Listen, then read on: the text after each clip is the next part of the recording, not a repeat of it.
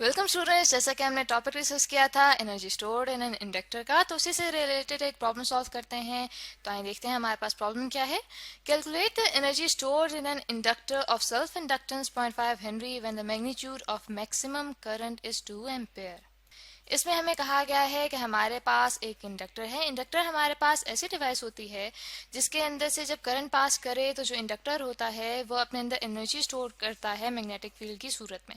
तो हमें कहा गया है कि हमने कैलकुलेट करना है कि उसके अंदर कितनी एनर्जी स्टोर हुई है इंडक्टर के अंदर, जिसकी जिसकी जो सेल्फ इंडक्टेंस है वो 0.5 हेनरी है। तो स्टूडेंट्स, यहाँ पे सेल्फ इंडक्टेंस से मुराद ये है कि जब किसी भी वायर के अंदर से हम देखते हैं करंट पास होता है तो उसके इर्द गिर्द मैग्नेटिक फील्ड प्रोड्यूस होती है। ठीक है। अब जो हमारे पास इंडक्टर होता है उसके अंदर भी यही अमल हो रहा होता है कि जैसे उसके अंदर से करंट पास होता है तो मैग्नेटिक फील्ड प्रोड्यूस होती है। जब उसके अंदर से अगर करंट जो पास हो रहा है वो चेंज हो, उसके अंदर चेंजेस आए, तो जो मैग्नेटिक फील्ड है उसके अंदर भी चेंज आता है और उसकी वजह से एक ईएमएफ इंड्यूस होता है। जो ये ईएमएफ इंड्यूस होता है इसकी वजह से कहा जाता है कि इंडक्टर के अंदर सेल्फ इंडक्टेंस का अमल हो रहा है, क्योंकि उस इंडक्टर के अंदर ही से जो करंट पास हो रहा है उसकी वजह से उसके अंदर सेल्फ इंडक्टेंस हो रही है, यानी किसी और वायर की वजह से उसमें इंडक्टेंस का अमल नहीं हो रहा। तो हमें बताया गया है कि जो सेल्फ इंडक्टेंस है उसके अंदर कितनी है, वो है 0.5 हेनरी। और हमें कहा गया है कि when the magnitude of the maximum current is 2 ampere, यानी कि उसके अंदर जो करंट फ्लक्चुएट कर रहा है, चेंज कर रहा है, उसकी जो मैक्सिमम वैल्यू हमारे पास है वो 2 एम्पेयर है। तो स्टूडेंट्स इस तरह करते हैं, सबसे पहले अपने पास डाटा लिख लेते हैं कि हमें यहाँ पे क्या क्या क्वांटिटीज गिवन है। ठीक है। तो सबसे पहले हमें बताया गया है कि जो हमारे पास इंडक्टर है उसकी सेल्फ इंडक्टेंस कितनी है, वो हमारे पास है 0.5 हेनरी, जिसे मैंने यहाँ पे डिनोट किया है एल से। ठीक है। और साथ ही में ये बताया गया है कि जो इसके अंदर से मैक्सिमम करंट पास हो रहा है वो हमारे पास है 2 एम्पेयर, जिसे मैंने आई से डिनोट किया है। और हमें फाइंड करनी है इसके अंदर जो हमारे पास एनर्जी स्टोर हो रही है कि वो कितनी है। तो ये हमारे पास स्टूडेंट्स डाटा कंप्लीट हो गया है। तो इस तरह करते हैं, सोल्यूशन स्टार्ट करते हैं। ठीक है।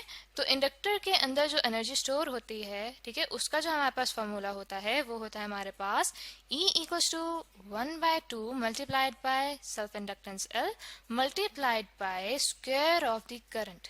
ठीक है।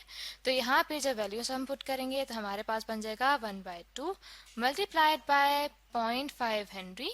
ठीक है। जो कि फर्दर हमारे पास मल्टीप्लाई हो रहा है करंट के स्क्वायर से, जो कि बन जाएगा 2 एम्पेयर का स्क्वायर। ठीक है। तो स्टूडेंट्स, इसको जब मैंने कैलकुलेट किया है वो आ रही है हमारे पास 1। तो स्टूडेंट्स इस तरह करते हैं कि यहाँ पे जो हमारे पास यूनिट्स हैं वो हम बैलेंस आउट कर लेते हैं, ताकि बैलेंस करने के दौरान हमें पता चल जाएगा कि अगर हमने कोई मिस्टेक की होगी, क्योंकि अगर हमने मिस्टेक की होगी तो हमारे जो यूनिट्स हैं वो सही तौर से बैलेंस नहीं हो पाएंगे। ठीक है। तो यहाँ पे हम देखते हैं कि हमारे पास एक तो यूनिट हमारे पास है यहाँ पे हेनरी, और दूसरा हमारे पास यहाँ पे एम्पेयर का स्क्वायर आ रहा है। तो इस तरह करते हैं, जो हमारे पास हेनरी है उसको सिंप्लीफाई कर देते हैं। ठीक है। तो होता है कि हमारे पास जो इंड्यूस्ड ईएमएफ होता है, ठीक है, ई, वो इक्वल होता है हमारे पास सेल्फ इंडक्टेंस एल, ठीक है, multiplied by rate of change of current in the coil. ठीक है। जो करंट के अंदर चेंज आ रहा है टाइम के साथ, उससे मल्टीप्लाई होता है। तो हमारे पास देखें यहाँ पे जो एल है वो दैट मीन्स के इक्वल आ गया ई, ठीक है, multiplied by delta T divided by delta आई, यानी कि हमारे पास यहाँ पे हेनरी इक्वल हो जाएगा volt multiplied by second divided by ampere. ठीक है। तो इस तरह करते हैं कि अब जो हमारे पास ये हेनरी और एम्पेयर स्क्वायर के यूनिट्स हैं यहाँ पे अगर पुट करें तो हमारे पास यहाँ पे बन जाएगा हेनरी एम्पेयर स्क्वायर। यहाँ पे हमारे पास आएगा volt second divided by ampere, और मल्टीप्लाई हो रहा है एम्पेयर स्क्वायर से। ठीक है। तो ऊपर का 1 एम्पेयर नीचे के 1 एम्पेयर से करेगा, हमारे पास बन जाएगा वोल्ट सेकेंड एम्पेयर। ठीक है। तो स्टूडेंट्स, हमारे पास वोल्ट इक्वल होता है जाउल पर कूलम के। ठीक है। तो यहाँ पे जब वैल्यू पुट करें हमारे पास यहाँ पे बन जाएगा जाउल पर coulomb multiplied by second ampere. ठीक है। तो हम ये भी जानते हैं कि देखिए हमारे पास फॉर एग्जांपल करंट जो है वो इक्वल होता है कि कितने चार्जेस एक टाइम में एक पॉइंट से गुजर रहे हैं। दैट मीन्स कि हमारे पास क्यू इक्वल हुआ करंट मल्टीप्लाई बाय टाइम के। तो 1 कूलम इक्वल हो गया हमारे पास 1 एम्पेयर मल्टीप्लाई बाय 1 सेकेंड।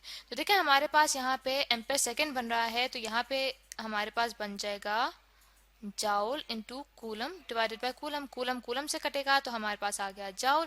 तो दैट मीन्स क्या यहाँ पे हमारे जो यूनिट्स हैं एनर्जी के बिल्कुल ठीक आए हैं, क्योंकि स्टूडेंट्स हमारे पास जो एनर्जी के यूनिट्स होते हैं वो जाउल होते हैं। तो दैट मीन्स कि कोई भी मिस्टेक हमने नहीं की है कैलकुलेशंस के दौरान। तो आई होप स्टूडेंट्स के आपका प्रॉब्लम अच्छे से समझ आ गया होगा, जिसमें हमने एक इंडक्टर में स्टोर होने वाली एनर्जी को कैलकुलेट किया है।